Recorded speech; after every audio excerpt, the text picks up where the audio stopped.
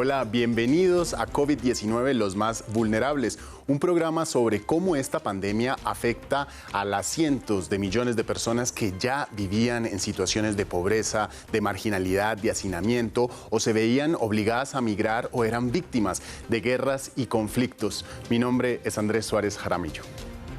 Comenzamos en América Latina, donde el hacinamiento y las precarias condiciones de higiene de las cárceles han elevado las alarmas de las oficinas de derechos humanos de las Naciones Unidas.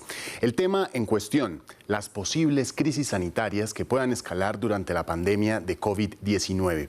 Y es que el nerviosismo por el creciente número de contagiados ya han detonado varios motines carcelarios que han dejado docenas de muertos. Más detalles en el siguiente informe. El miedo a contagiarse de nuevo coronavirus desató motines en las cárceles de América Latina.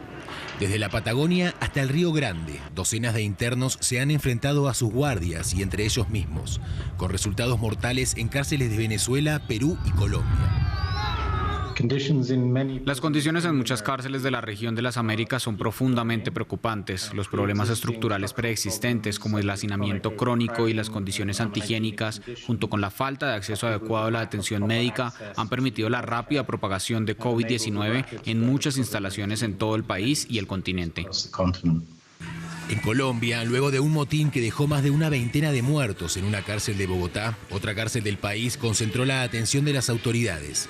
Se trata de la prisión de Villavicencio, ubicada al oriente del país, donde más del 30% de sus reclusos ya está contagiado del coronavirus. Mi hijo me dice que está muy mal, que allá hay infectados encima uno del otro. No hay las prioridades del aseo ni del dormitorio. O sea, y están en mala situación. Como la mayoría de las cárceles latinoamericanas, la prisión de Villavicencio está superpoblada. Allí cohabitan 1.800 reclusos y unas 200 personas de servicio y custodia. Al interior de la cárcel hay 655 personas que han salido positivas, entre personas privadas de la libertad y también personal de custodia. Hoy no tenemos ni una sola persona hospitalizada. Todos al interior de la cárcel están asintomáticos. En Perú, la situación no es diferente. Los presos de una cárcel en las inmediaciones de Lima levantaron una protesta para exigir mejores condiciones de salubridad durante la pandemia. La revuelta causó 9 muertos. Son seres humanos. Tienen derecho, no son animales para que se mueran adentro. Adentro es una bomba de tiempo. El gobierno sabe perfectamente que ni un ser humano puede morir adentro. Y si cae alguna cosa será sobre su peso, porque no somos animales. Que tengan compasión, que dejen traer medicamentos. Es lo que pedimos, medicina para su salud. En algunas cárceles de América Latina, la sobrecapacidad supera el 500%, según informes de Naciones Unidas. Un problema que se agravaría aún más con las detenciones de cientos de miles de personas por violar los decretos de cuarentena y confinamiento en sus respectivos países. Importado por los brasileños más ricos que se encontraban vacacionando, el nuevo coronavirus ahora está impactando a las poblaciones de más escasos recursos del país, sectores en donde controlar la enfermedad se vuelve un desafío. Recientemente en Sao Paulo, Río de Janeiro y Fortaleza, las autoridades de salud registraron un cambio en los grupos de contagiados. De los barrios más ricos, el mayor número de contagios se trasladó a los barrios más pobres, un hecho que ha coincidido con el repunte de la curva de contagios de todo el territorio brasileño.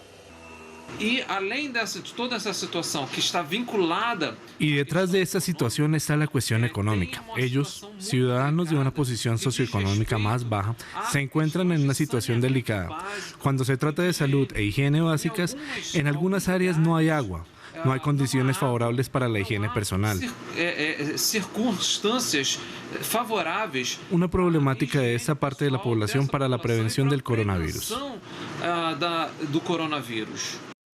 Cientos de bolivianos de escasos recursos han acampado por varios días frente al consulado boliviano en la capital chilena de Santiago. El campamento fue el último recurso que encontraron como una medida de protesta para exigir un repatriamiento humanitario. Estos migrantes que trabajan al lado y lado de la frontera entre Chile y Bolivia quedaron atrapados en un territorio que no es el suyo, en el territorio chileno, cuando las autoridades cerraron los pasos fronterizos. Ante la incertidumbre de cuándo podrán volver a su país, muchos de ellos pasan los días sin dinero y en medio de estrictas medidas de confinamiento que incluyen un toque de queda nocturno. Lo que precisamos es una pronta solución urgente, porque aquí hay familias con hijos, hay mujeres embarazadas, hay personas de tercera edad, hay personas discapacitadas. Nos sentimos abandonados, lastimosamente, a nuestra suerte. Los únicos que nos han estado colaborando hasta ahora son nuestros hermanos chilenos, ¿ya? Pero de parte boliviana no ha habido ninguna respuesta. En África, el nuevo coronavirus avanza a paso lento. En Sudáfrica, por ejemplo, las autoridades de salud pronostican que el pico de la pandemia llegaría para el mes de septiembre. Sin embargo, las medidas de cuarentena y confinamiento que desde hace unas semanas impuso Sudáfrica para adelantarse a la propagación del virus han puesto en jaque la salud alimentaria de millones de niños y de cientos de miles de refugiados. A continuación, les presentamos una historia de cómo afectan las restricciones por el COVID-19 a los más vulnerables del continente africano. Temprano en la mañana, una fila de niños se forma en un barrio de Ciudad del Cabo, en Sudáfrica, para aguardar por una ración de comida. Desde hace más de un mes, cuando cerraron las escuelas ante el avance del COVID-19, muchos de ellos dejaron de recibir la comida que a diario les entregaban. Tenemos niños aquí en la escuela y se desmayan. La semana pasada tuvimos 2 niños esperando en la fila y cuando comenzamos a servir se lavaron las manos y solo sentían desmayarse. En Sudáfrica, el programa de alimentación infantil provee comidas a 9 millones de niños en extrema pobreza, que asisten al colegio con la esperanza de cambiar el curso de sus vidas. Pero con los colegios cerrados, se teme una crisis de hambruna en estos niños. Ya no en Sudáfrica, sino en Sudán del Sur, la nación más joven del continente, los locales aún se recuperan de una guerra civil que forzó a millones de ellos a escapar de sus hogares.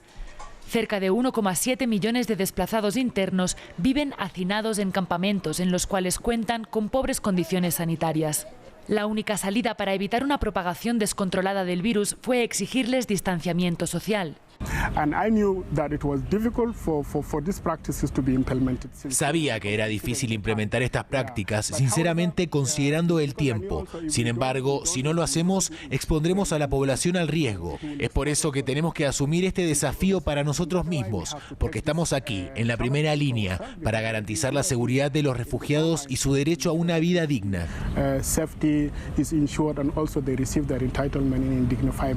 Naciones Unidas, en conjunto con organizaciones humanitarias y el propio gobierno sudanés, han lanzado un programa de educación para todas estas poblaciones en riesgo, desde cómo lavarse las manos, cómo estornudar en el brazo, hasta entregarles doble provisión de jabón.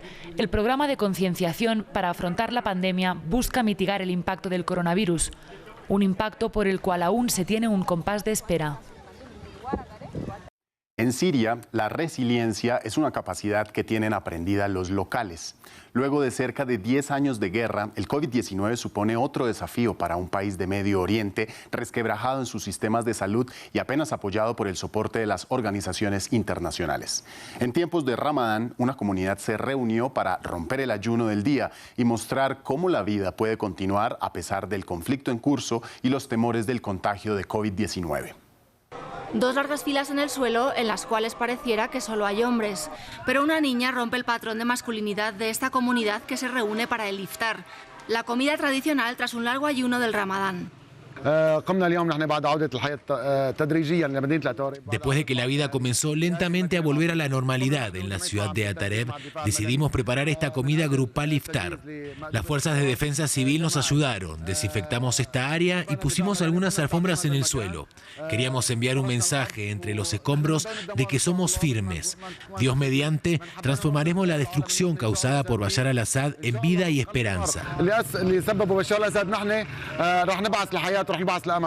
Entre pilas de escombros en la ciudad de Atarib, muy cerca de Alepo, jóvenes y adultos refugiados por la guerra compartieron, además de una comida, historias de supervivencia. No les ha sido fácil sobrevivir a los bombardeos de Bashar al-Assad y sus aliados rusos en un territorio que aún es controlado por los rebeldes. Gracias a Dios, por esta gran iniciativa estamos todos reunidos aquí. Esta es la primera vez que nos encontramos, después de la enorme destrucción en la ciudad de Atarib, causada por el feroz bombardeo. El noroeste de Siria, que comprende las provincias de Alepo e Idlib, es un campo de batalla en el cual los médicos temen que, de haber una oleada de contagios, estalle un desastre humanitario por 2 motivos. Primero, la devastada infraestructura médica y segundo, los campos desbordados de refugiados. Un ejemplo es este centro de desplazados en Idlib, donde miles de ellos aguardan a que algún día pare la guerra. No esperábamos el coronavirus, pero no hay nada más difícil que ser desplazada. La muerte es más fácil que el desplazamiento. Dejamos nuestros hogares y vinimos aquí a vivir entre los árboles. No esperábamos el coronavirus. Si lo contraemos, moriremos. Desde la tregua entre Ankara y Moscú, dos gobiernos que apoyan facciones equidistantes del conflicto sirio, el fuego dejó de oírse como antes. Según el Grupo de Respuesta Sirio, más de 100.000 refugiados habrían regresado a las ciudades en las provincias de Alepo e Idlib. Un espejismo hacia la normalidad mientras acecha la pandemia del COVID-19. Para finalizar, los vamos a dejar con la imagen de la semana.